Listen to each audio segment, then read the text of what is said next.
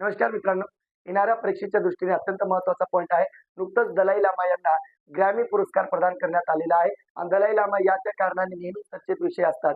म्हणून यावर आपल्याला प्रश्न विचारला जाऊ शकतो. दलाई लामा यांना ग्रॅमी पुरस्कार प्रदान झालेला आहे. त्याच्यामध्ये जर बघितलं मित्रांनो, दलाई लामा यांना ग्रॅमी पुरस्कार प्रदान. आता बघितलं मित्रांनो, दलाई लामा जे आहे, तर दलाई लामा हे कितवे आहेत? 14वे. दलाई लामा त्यांचं नाव नसून त्यांचं मूळ नाव काय आहे? तेंजिंग गयात्सो त्यांचं मूळ नाव आहे. आणि दलाई लामा कशाला म्हणतात?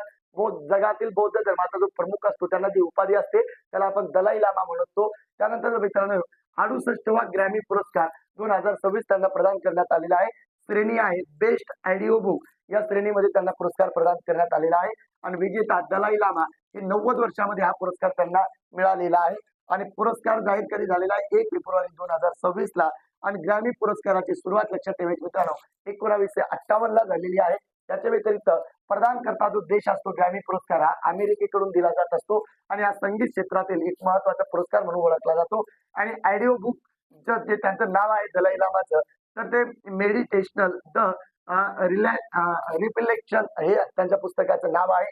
आणि दलाई लामा हे जे आहे 1959 पासून आपल्या भारतामध्ये राहतात. आणि लक्षात ठेवायचं, दलाई लामांना जगभरातील बौद्ध समुदाय जे आहे आपला धर्मगुरू मानत असतात, हे लक्षात ठेवायचं. दलाई लामा हे मूळ तिबेट या ठिकाणचे आहे. अशाच पद्धतीच्या माहिती जाणून घेण्यासाठी चॅनलला लाईक करा, फॉलो करा, शेअर करा आणि जास्तीत जास्त सबस्क्राईब करा. जय हिंद.